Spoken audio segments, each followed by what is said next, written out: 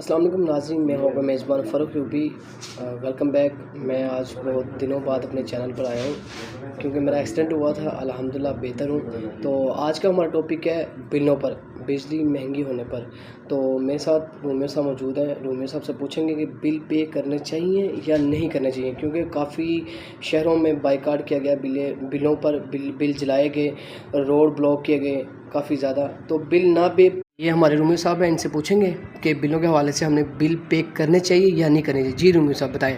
بلال صاحب، آپ نے بہت حساس موضوع چھیڑا، اور میرا خیال ہے کہ بلوں کے بارے میں جو لوگ بل چھاڑتے ہیں وہ پہلے فوٹو کاپیاں کرا لیتے ہیں، کیونکہ ان کو پتہ کہ یہ ڈبل بل آئیں گے۔